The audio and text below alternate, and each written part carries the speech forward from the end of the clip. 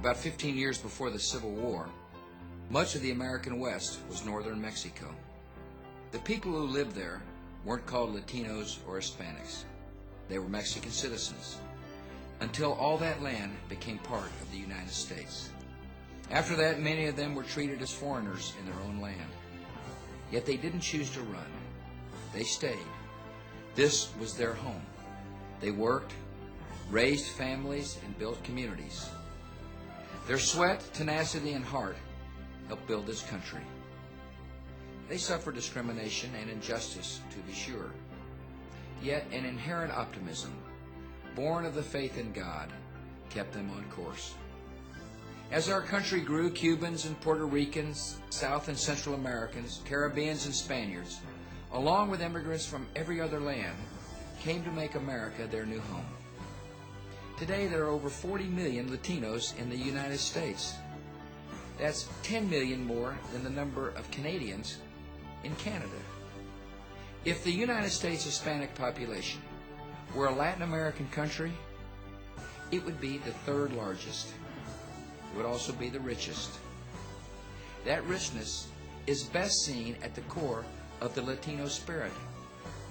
It has to do with values, strong, conservative values, a belief that family comes first, that family helps one another. Latino parents instill in their children a strong work ethic, faith in God, patriotism, personal responsibility, determination.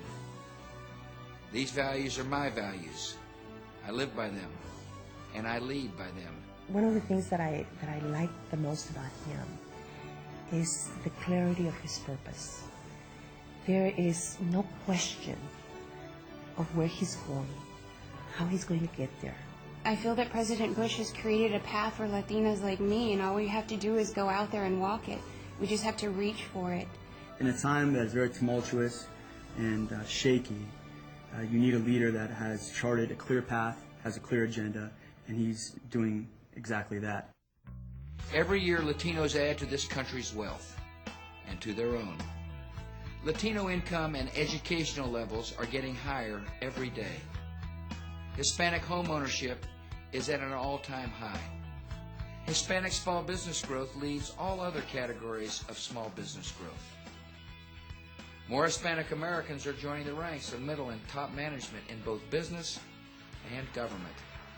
In fact, this administration attracted a record number of Latinos to leadership positions in government.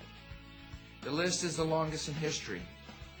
It includes Alberto Gonzalez, the president's lawyer; Hector Barreto, director of the Small Business Administration; Rosario Marin, the first immigrant U.S. treasurer. And it goes on. To the hundreds of Latinos who add value to this Bush administration, to them I say, I need you, and I'm grateful for your service. I count on every one of you. I also count on our Latino men and women in uniform in Iraq and Afghanistan. Your heroism is legend. You are indispensable in helping America win the war on terror. As Latinos continue to influence every part of American life, our country will have more Latino senators and representatives in the Congress. I'd like to help elect them. I hope they'll be Republican. He has worked hard to allow Latinos to take positions of leadership. And we Latinos represent the essence of America. And he recognized that. When he came to New Mexico this last week, people just really could identify with him, his warmth, his compassion. We all know that the Latino vote could be the deciding factor in this presidential election. When you cast your vote in November, it will be felt. Your day has come, and America is thankful. Usted me conoce, ya sabe quién soy. Mr. President, America needs you. Vaya con Dios.